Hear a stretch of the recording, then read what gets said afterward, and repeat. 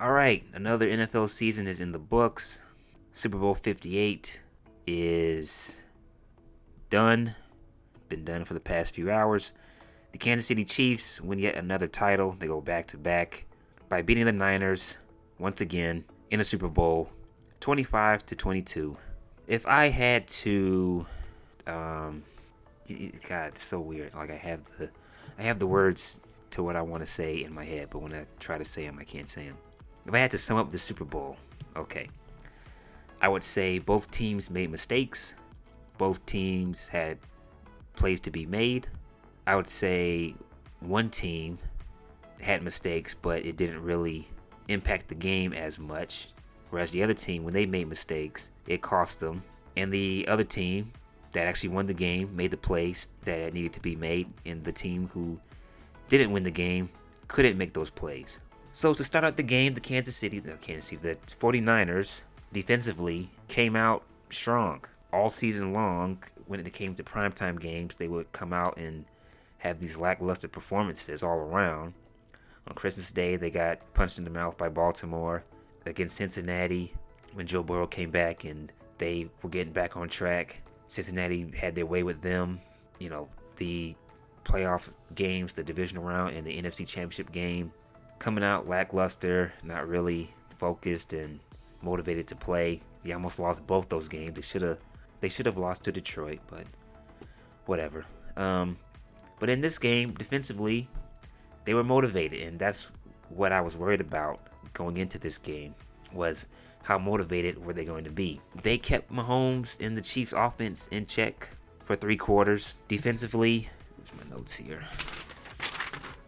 Defensively, in the first half, they were able to get pressure on Mahomes, keeping him from pushing the ball down the field, forcing him to throw underneath, and the defense would rally to the ball carrier, stop them from getting the first down on third down conversions. Did a good job of keeping him from escaping the pocket. They stayed in their rushing lanes. They didn't break containment and allow him to get an angle on the edge rusher to where he can escape and make a play with his legs. And when the Chiefs tried to utilize screen plays and throw it out of the backfield, the 49ers would rally to the ball carrier, and their pursuit to the ball was very good, I thought. How many yards did the Chiefs run totally? They ran the ball 30 times and had 130 yards on the ground. Isaiah Pacheco had 18 rushing attempts, 59 yards. Yeah, I thought they kept him in check. They kept the Chiefs running game from getting out of hand. Now, let's get into the missed opportunities and the mistakes that the 49ers made. On the first drive of the game, full play-by-play, the 49ers came out running the ball, giving it to Christian McCaffrey, who in my opinion should have been the MVP. 49ers did a play-action bootleg to Kyle Juszczyk for an 18-yard play. They eventually got into field goal range. They got into the red zone. But Christian McCaffrey fumbles the ball. It was knocked out by Leo Chanel and covered by George Karlaftis. So if the 49ers don't score a touchdown, they could at least have a chance at getting 3. Missed opportunities to get points there. They had a big botch punt return where McLeod, it hits one of the 49ers ankles, and McLeod, instead of trying to just simply dive on the football, he tries to pick it up, and the Chiefs get the football back after the Niners had just stopped them. During that time, they were struggling to get anything going on offense. The Chiefs take advantage, and Mahomes throws a 16-yard strike to Valdez-Scantling wide open in the end zone. After that, San Francisco was able to retake the lead, but Jake Moody gets his extra point attempt blocked by Leo Chanel, so he had a couple big turnovers here, or a couple of big plays on defense. So instead of San Francisco going up 17-13 and keeping it a 2-score lead, it's 16-13. And then when you look at the 49ers offensive drives, they had 3 chances to hit on some big home run plays. The first chance, Purdy overthrows Ayuk for a wide open touchdown when they were in the red zone. Then he overthrows the wide open Deebo Samuel. Chris Jones got in his face. And then in overtime, they had a chance to score a touchdown. I was trying to watch this game at work last night. It was slow, but I couldn't really keep my eyes to it as much as I wanted to because still had to work even though it was slow. Apparently the overtime rules are different. I don't know if it's just for the Super Bowl or they're just different in general. So I think if Purdy gets the ball to Brandon Ayuk, he was wide open in the end zone, and that was disrupted by Chris Jones. They just let him go free and get in his face. He was untouched. But I think if the Niners score on that drive, the game isn't over and Kansas City has an opportunity to score a touchdown and tie the game up. But nonetheless, another missed opportunity for San Francisco. Oh yeah, and I mentioned, teams making mistakes and not capitalizing on their opportunities to make plays. I also thought the coaching wasn't very good for the Niners. Christian McCaffrey rushed the ball 22 times, had 80 rushing yards. He was targeted 8 times, had 8 receptions, had 80 yards, 1 touchdown. I thought he should have gotten way more production than that. Now, someone might look at that and say, he had a good game. That is a good stat line. He still played well despite the fact that he had a fumble. When the 49ers got the interception at the start of the second half, they were in good field position. And rather than give the ball to your best player on offense, in my opinion, you have Brock Purdy throw the ball. You put the ball in Purdy's hands to make plays. It should have been Christian McCaffrey. And as the 49ers were driving down the field in the fourth quarter, Kansas City, it was 3rd and 4. It was 3rd and 4, 3rd and 5. Kansas City has 2 timeouts left, and this was after the 2-minute warning. Kansas City blitzes, they bring pressure. McDuffie runs free. They try to do a quick slant and get it to Juwan Jennings. McDuffie knocks it down. I thought that they should have given it to Christian McCaffrey. Yes, it was 3rd and 5, and Kansas City was playing the run hard, but the ball needs to be in your best player's hand. And I think it would have been a much more comfortable choice to give the ball to Christian McCaffrey in that situation. It's 3rd and 5. Yes, they're pressing up at the line of scrimmage, but who knows? Maybe he squeezes through and gets 5 yards. Maybe he powers his way through. Christian McCaffrey has very good run vision and good discipline when he's running the football. Don't put the ball in Brock Purdy's hands. He's not that good. And, of course, Greenlaw getting hurt. That also hurt that defense. So, yeah, this was a winnable game for the Niners. I think if they clean up the mistakes, they give Christian McCaffrey more touches. Oh, and not only that, George Kittle was irrelevant in this offense, and I'll get to him in a bit. But what was I saying? If they cut down on the mistakes, if they cash in on at least 2 of the opportunities when they were on offense, if Brock Purdy can hit Deebo Samuel and Brandon Ayuk for touchdowns, that's 14 points right there. If they can at least get a field goal after getting an interception on Patrick Mahomes, I think at that point, if they can at least push it up to a 10-point lead, and with the way the game was going at the time, it felt like it was going to come down to who can make a play on defense. And with the way San Francisco's defense was playing, I thought a 10-point lead would have felt like a big game changer at that point in the game. Oh yeah, Mahomes on that final drive in overtime, they tried to blitz. As the game was winding down, whenever they tried to blitz, it just didn't work, and Mahomes was able to find people. So on this possession, when Patrick finds Valdez-Scantling, he gets tackled. He goes backwards. He gets tackled for a 3-yard loss. So it's 2nd and 13. Rather than let your front 4, who had been dominating at the line of scrimmage, doing a good job of keeping Mahomes in check, and give credit to the secondary as well. It felt like the sacks and the pressure that Mahomes was getting were coverage sacks. I would have rushed 4, and if you want to take a chance, if you hold them to like 3rd and long, like 3rd and 11 or 3rd and 10, then maybe you'd be blitzing that situation. But I wouldn't have brought everybody. I would have brought 5, not 7 or 8 players at Mahomes, because he's very good at finding wide open guys and getting the ball out of his hands when he needs to.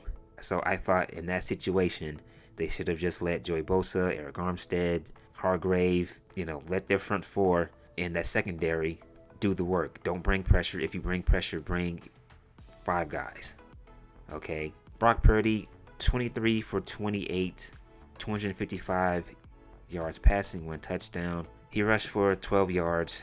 I am still not sold on this dude. I made a video last week and I called in my Detroit Lions and 49ers analysis video, I said that Dan Campbell was an idiot. And I wasn't really calling him an idiot. You know, he knows way more football than I do. I'm just some guy on the internet who likes talking about football and talking about what I see. His decision to go for it on 4th down was idiotic. But I also mentioned that Brock Purdy, I can't really remember what I said, but I mentioned that Brock Purdy wasn't really as good as a lot of people thinks he is, and he didn't play very well. He got bailed out by his receivers. He overthrew Brandon Ayuk, and some Brock Purdy fans, this one in particular, made an excuse for Brock Purdy's bad pass. The ball wasn't overthrown. Brandon Ayuk was under it. Shut up. It was literally Detroit's DB was in Brandon Ayuk's spot. Okay, he was the receiver. He was in front of Ayuk.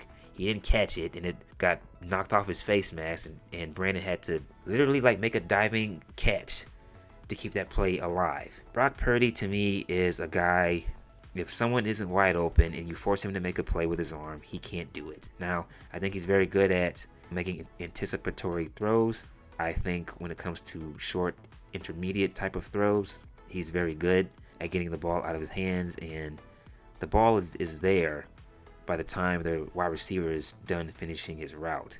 So he has great timing when it comes to intermediate type of throws and anticipating where the receiver is going to be. But if someone isn't wide open and he has to make a play, he struggles. He's just a guy that does enough. And, you know, being with guys like Deebo Samuel and Christian McCaffrey, guys who are very good at creating yards after the catch, he benefits off of that. That really helps a guy like Purdy. And I thought Kyle, in fairness to him, should have done some more wide receiver screens, throwing it out of the backfield to Christian McCaffrey or Deebo Samuel, especially when Kansas City was crowding the line of scrimmage so much.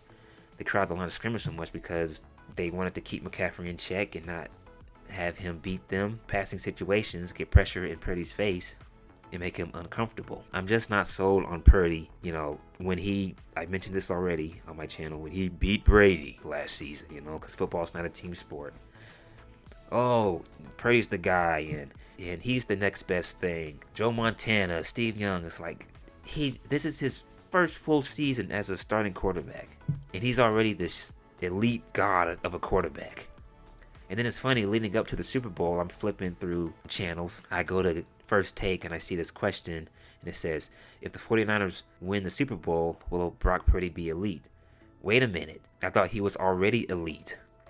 He was the guy. He was the next Tom Brady and Joe Montana and all this old shit. See, this is why I don't like the media. They overhype these guys too much. They like to have these GOAT conversations. Why can't the media just say Brock Purdy could potentially be the 49ers franchise quarterback, or he could be good enough to help the 49ers win a Super Bowl? He had a great game. He had a good season. You know, why can't we say that? Why does it always have to be he's the next Joe Montana and he's going to be the GOAT? You know, he's going to win 3 Super Bowls and help San Francisco become a dynasty. Like, the anointment and the hype that the media gives these athletes, excuse me, is just sickening and annoying. And when you go against it, you're classified as a hater. You're classified as, you don't know what you're talking about. You know, the ball gargling fanboys or girls or T-genders, whatever the fuck these people are, will come at you and get all ass hurt that you are hating, air quote, on their favorite player, when all you're doing is just talking about what you see and talking about what they struggle at. But you're a hater, you don't know what you're talking about, and this and that. So whatever, it's comical. It's always hilarious. Let's see, I read McCaffrey's stat line. I thought he was good once again. Juwan Jennings, he had a passing attempt on a trick play to McCaffrey. McCaffrey did have 1 receiving touchdown, if I didn't mention that earlier. Juwan Jennings, 4 receptions, 42 attempts, 1 touchdown. Deebo Samuel, 3 rushing attempts, 8 yards. He caught the ball 3 times for 33 yards. Brandon Ayuk, 3 receptions, 49 yards. Kyle Juszczyk, 2 receptions, 31 yards. He had a big catch towards the end of the game. George Kittle, a guy who just feels so irrelevant in this offense. 2 receptions, 4 yards. In the Super Bowl 58, you're one of your best playmakers, one of the best tight ends in the game. 2 receptions, 3 targets, 4 yards. I wonder if Kittle sometimes says to himself, why don't I get the ball enough? Why do I feel so irrelevant? Why does it seem like Debo and Christian get the ball more than I do? I'm just as good as them. I bet you he gets a little frustrated. He has to, he's looked at as this happy, charismatic dude, but I think somewhere on the inside he gets frustrated when he has these lack of touches. He's just so underutilized. Kyle Shanahan and whoever the offensive coordinator is, who's the offensive coordinator for the Niners? Selected, damn it. The OC for the Niners is, oh my God, it's not showing. Clint Kubiak. They should have drawn up more plays for Kittle. Defensively, the Niners played well, I thought, for 3 quarters. They were letting guys get free over the middle in the 4th quarter. Eric Armstead had a sack. Jason Hargrave had a sack. Chase Young had a sack. I thought Nick Bosa played very well at keeping Mahomes contained in the pocket and getting in his face. Yeah, it's just the 49ers, they had chances, they blew it, they shot themselves in the foot one too many times, and it cost them. So I don't know what's going to happen with this team. This team is just urinating their Super Bowl chances away. This team should have at least 2 by now, but they just can't get it done. Not for the Chiefs. The Chiefs had some mistakes too. Mahomes threw a pick. He had a bad handoff. He was a little behind Isaiah Pacheco, but he still should have reeled it in. But he fumbled, and they would start off the second half, 2nd and 14, I believe. And Pacheco had a fumble in the first half as well. Defensively for the Chiefs, they were just crowding the line of scrimmage. They didn't want Christian McCaffrey to get going. They were really worried about Christian McCaffrey. I think that's why they were just constantly hovering over the line of scrimmage. 5 guys, 2 linebackers, 3 linebackers. Patrick Mahomes, 34 for 46, 333 yards, 2 touchdowns, 1 INT. He got it going in the 4th quarter. He made the plays necessary. He is the Super Bowl MVP. I thought he played well. I mean, he came close to throwing another interception, and he almost had 3 interceptions. But I mean, give credit to the Niners defense. They kept him in check, I thought, for the first 3 quarters, pressuring him, keeping him from escaping the pocket. But when it mattered the most, he made the plays necessary. I don't think he is the GOAT. I'm sure there are people out there, more so in the Kansas City fan base, that are claiming him to be the greatest of all time.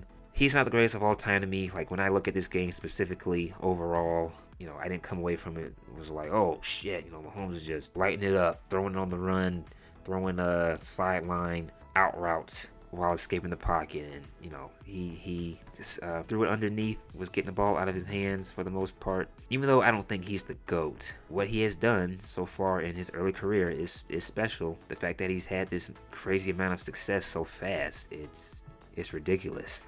So the Chiefs are looking like they're going to be around for a while. I think it's fair to maybe start having the talks of, are they the new Patriots of the AFC? Rashee Rice, 8 targets, 6 receptions, 39 yards. Travis Kelce, 10 targets, 9 receptions, 93 yards. He had some big plays. Mecole Hardman, 3 targets, 3 receptions, 54 yards, and 1 touchdown. And that was the game-winning touchdown. Valdez-Scantling, 5 targets, 3 receptions, 20 yards, and 1 touchdown. And the Chiefs defense played very well. Chris Jones was the X factor. He disrupted 2 big potential plays. Yeah, so now we wait for next season. Another season in the books. Will the Chiefs three-peat? Who can stop the Chiefs? It's amazing, because I really did think whoever they played against on the road, outside of Miami, they were going to lose. I thought Buffalo was going to get them. I thought the Ravens were going to get them. If they had played the Browns, I thought they would have gotten them. I would even throw in Houston. You know what? Maybe not the Colts. Maybe not the Colts so much. But yeah, any of those 4 teams that I mentioned off of the top of my head, I thought that they would have had a shot at beating the Chiefs. But unfortunately, the Chiefs' offense came alive at the wrong time for the Bills, the Chargers, the Dolphins, and the Ravens. Well, I mean, they weren't like dominating. They didn't really, besides the Baltimore game, I would say. Thought Baltimore kept Kansas City in check. The other 2 games, despite their offensive woes I thought they had against Miami, they were still able to make some big plays. And then against Buffalo, they made some big plays. And last night, big plays at the right time. So those are my thoughts on this game. Please like and subscribe. That is it. I am out.